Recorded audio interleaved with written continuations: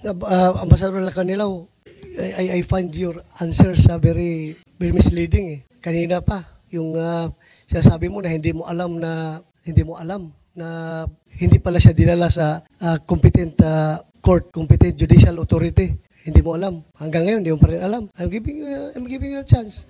Opo, ano po yung, Mr. Senator, ano po yung nabanggit ko kanina? Yun po. Nandoon ka the whole time. Galing sa tube hanggang doon sa Villamor. Nandoon ka. Hindi mo rin alam. Hindi mo pa rin alam na hindi siya dinala sa judicial authority. Yes, Mr. Senator. Hindi mo alam? Yes, Mr. Senator. So you're lying. You're lying. Madam Chair, I move to set in contempt Ambassador Lacanilaw. Last chance, hindi mo alam if nilabas sa Villamor si PRRD? Hindi mo alam? Hindi po, Madam Chair. Okay, there's a motion to cite you in contempt. I have to affirm. There being no contrary motion, we uphold the motion to cite Ambassador Marcos Lacanilaw in contempt. Sa atin. Alam mo sir, ikaw pilit mong hinihiwalay, Madam Chair, yung tao at saka yung state. 'Di ba? Hinihiwalay mo palagi. Opo. Kasi may ICJ po eh. Can you define kasi ang ICJ po for the state. Sandali lang sir. What is a state? Ano ang elements ng state? 'Di ba? Ang element ng state is territory, people, sovereignty, ano yung pang-apat? Government. Oh. So yan ang state. Ngayon, bakit mo ihiwala yung population? Diyan sa kasi state na yan. wala hong power over government walang state natin. kung wala population. Wala hong power ang ICC over our government. O kaya kasi nga hindi na ho tayo, wala na ho tayong treaty eh. Over our state. Kasi nag-withdraw po si President Duterte sa ICC na wala na po ang pwede nilang gamitin na kinakailangan pong dumaan po sa korte dahil nga may treaty. Kaya nga hindi ma-invoke ang extradition eh. Yung nga ho yung naging dilemma rito. Yung naging gamot ay naging problema. Bakit mo sinurrender? Kung hindi nga ma-extradite, isurrender mo May pa. warrant of arrest po eh. May warrant of arrest po over the individual. Sabi mo naman, hindi natin recognize yung jurisdiction ng ICC. Kung mag-issue sila ng warrant, bakit mo i-implement? Alam niyo ho, we belong to a community of nations and mahirap na pong talikuran ng ating responsibilidad sa community of nations, especially that we have embraced international humanitarian law through Republic Act 9851. Mahirap. Madam Chair. Balikan na lang natin si General Torre, o kung okay, Senator Bato. Yes. Balikan natin kasi yung arrest with a warrant, you know very well na arrest with warrant yung sinasabi ninyo. Alin ba talaga, arrest with warrant o warrantless arrest? Asa na ba tayo? Nalito na ako. Di ko na We have a warrant, masundan ma'am. Sorry? We have a warrant. You have a warrant. But nevertheless, meron kayong sinasabing reglementary period. Ma'am, I'm just using it as a yardstick to define yung requirements sa arrest with warrant na delivery of the arrested person to the judicial authority na nag-issue ng warrant without undue delay. But in reality po, that yardstick does not exist. Yes, of course, ma'am. Kasi wala naman deadline pag meron kang warrant, di ba? I should have delivered him earlier, ma'am, actually, kung tutuusin. Oh. Kung Bakit hindi, earlier pa? kung hindi ako hinadlangan, ma'am, dapat nadala na kaagad yun sa aeroplano. Ganun ba? Yes, ma'am. Ilan ang aarestuhin ninyo? Isa lang naman, ma'am. E.S. Medialdea, Isa lang naman, ma'am. sino-sino pa, si Attorney Delgra. What's the real reason then?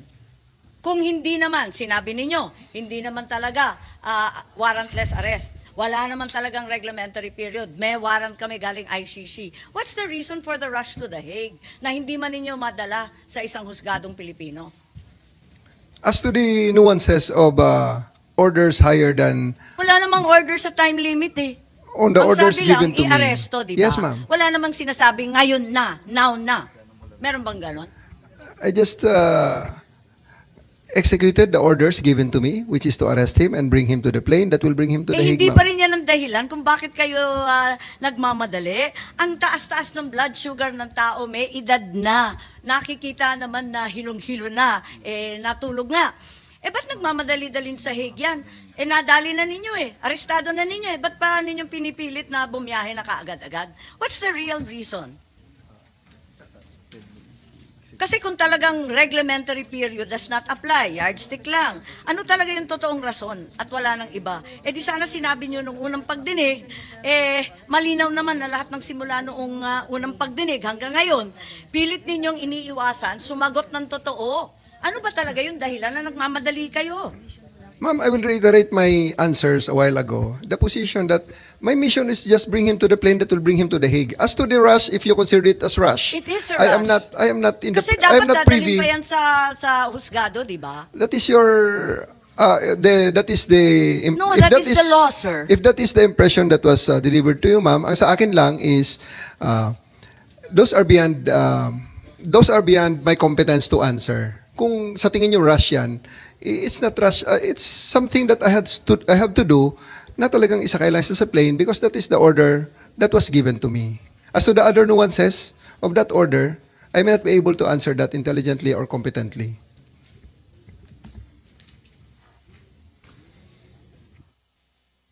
Yes, baka may maidagdag si Ambassador Lacanilaw. Dahil nandun din kayo, may nakita ba kayo na dahilan kung bakit kailangan pumunta sa The Hague? Total, kayo ang madalas pumunta sa abroad at kinatawan ng Pilipinas. May dahilan ba kung bakit nagmamadali tayo? Hindi po ako hindi po ako aware o competent para sagutin po yung ganon. Kasi ang sa akin naman ho, ang naging role ko lang yung nung nag-volunteer ako na samahan si former President Buta ICC. Lahat tayo hindi alam ang dahilan kung bakit nung araw na yon kinailangan talaga isakay at dalhin sa Hague kahit may sakit, kahit may karapatan pumunta sa husgadong Pilipino, kahit hindi pa nakikita ang pamilya, ang doktor, ang abogadong pili, talagang kinakailangan dalhin na talaga sa The Hague. Ambassador Lacanilaw, I find your answers very misleading eh. Kanina pa, yung sinasabi mo na hindi mo alam na hindi pala siya dinala sa competent court, competent judicial authority. Hindi mo alam. Hanggang ngayon, hindi mo pa rin alam. I'm giving you a chance. Opo, ano po yung Mr. Senator ko, ano po yung nabanggit ko kanina? Yun po. Nandoon ka the whole time, galing sa tube hanggang doon sa Villamor. Nandoon ka. Hindi mo rin alam. Hindi mo pa rin alam na hindi siya dinala sa judicial authority. Yes, Mr. Senator. Hindi mo alam. Yes, Mr. Senator. So you're lying. You're lying.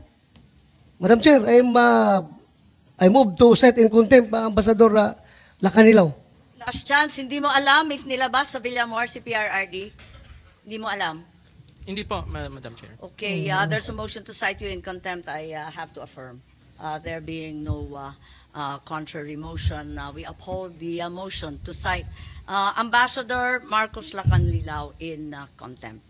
Thank you, Madam Chair. I'm giving you the chance already kanina. Sabi ko nga, ayaw namin gamitin yung power to contempt dito, to cite in contempt, pero halata na nagsinungaling ka. Nasa dokumento harap-harapan na po. Mahirap naman yung ganito, konting respeto Ma'am, po. again, may I clarify again, please? Ma'am, it's an extradition form. That's why the questions are answerable by another jurisdiction, but not our jurisdiction. So it's very hard to answer something that works in a different manner.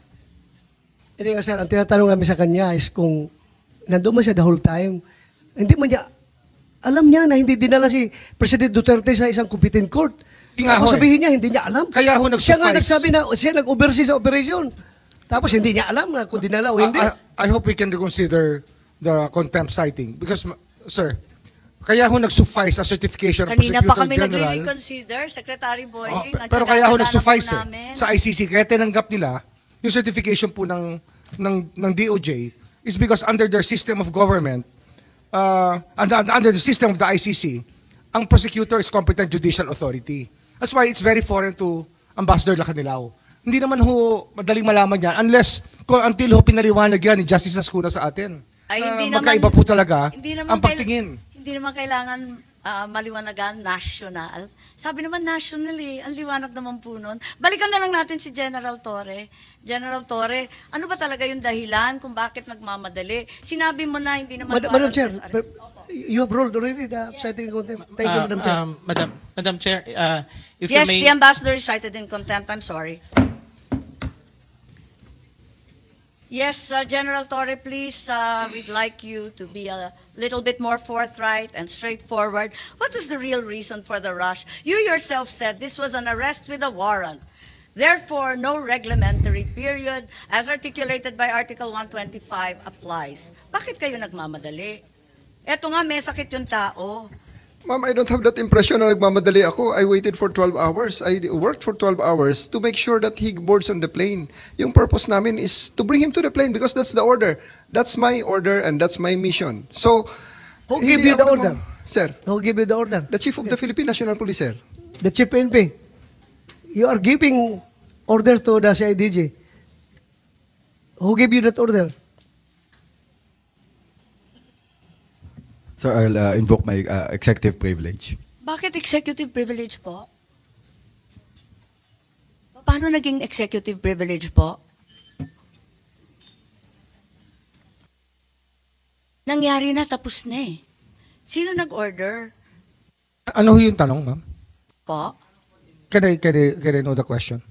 Kasi before we continue, ma'am, I'd like to ask for the consideration of the body because can we have a 2 minutes break so I can just whisper to you? I'll give you the break very, very shortly. But in the meantime, can we just finish with Senator Bato's query? Oo, tapusin lang po natin tapos mag-break po tayo. Okay, si Senator Bato, please. May tinatanong yata siya kay Chief PNP. At ito ay may kinalaman sa chain of command lang naman. Pakaliwanag. Sinabi na naman ni DOJ... That's executive privilege po. Basta usapan na po within the executive department. Hindi na ho namin pwedeng ilabas dito. I think those matters are matter of executive privilege. Maliwanag The decision-making process of the executive department, especially on the top level, kasama na po kami, ay executive privilege. But I have gone as far as saying, I gave the clearance. Clearance, but not the order. Well, it can be interpreted both ways, sir. Well, klaruhin natin, sir. You gave the order or you gave the clearance I gave the clearance to the SILG. to the SILG? Yes. So meaning the SILG was the one who gave the orders to the Chief PNP? Well, that's why we are citing executive privilege because we do not want to be drawn into this long discussion. Yes, I'm sorry it's so long, but it's also because certain witnesses have been so evasive. Arresting the president or the former president is not a quintessential and non-delegable power of the president, di ba? Yun ang maliwanag sa Senate versus Ermita. Wala namang information that's not available elsewhere. Kasi pinag-usapan na ni General Torre na nautusan siya ni Chief PNP. So, ano yung problema sa executive privilege dito? Hindi naman kayo military o diplomatic corps, hindi naman diplomatic communications to ng Pilipinas at ICC. Wala naman kaming tinatanong sa ganun. Bakit hindi masagot yan?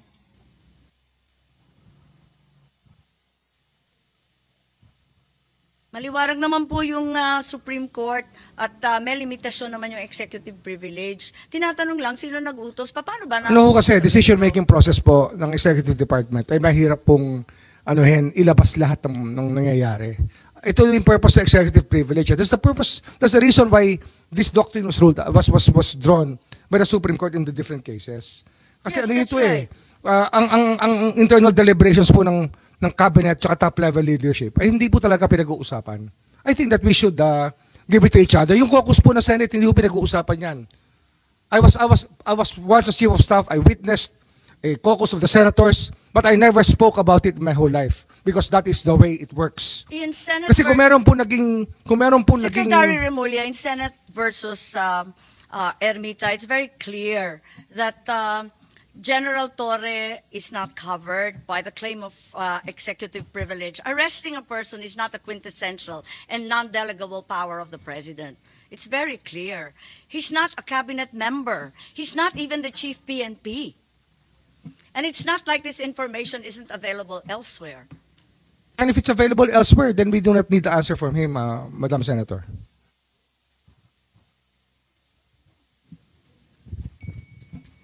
We will let it go. Partida na lang. Marami tayong linggo na binigay ito. Pero sana mabigyan ninyo kami ng konting linaw kung bakit nagmamadali tayo ilabas ang dating Pangulo. Madam Chair, ang sa akin lang ito, gusto ko bigyan ng DN is not really on the arrest. Yung pagbiyahe talaga, yung pagsakay ng eroplano, dinala sa dahig. Okay lang arestuhin nyo. Dalhin ninyo sa competent court. I-surrender nyo sa RTC. Ipakulong ninyo dyan sa krami. Pero yung dinala, sinakay kaagad sa eroplano, very much premeditated na plano. Kaya gusto namin malaman kung sino nagbigay ng order. Yun lang naman ang gusto namin malaman ng committee na ito. Again, it's covered by executive privilege, sir. I'm sorry. Even with General Torre, Well, it will go up to our level already. General Torre, and then It will go up to our level already, ma'am. And these are internal deliberations which do not have to be discussed in the open. Which should not be discussed in the open at all. Executive decision? I do not believe in executive sessions, sir, because Yes. I've experienced it here and in the House. Habang nag-executive session, may lumalabas na akong information, kaya wag na lang po. But you requested for a 2-minute suspension. We hereby Yes, yes. suspend Please, for 2 please. minutes for biological and other matters the hearing.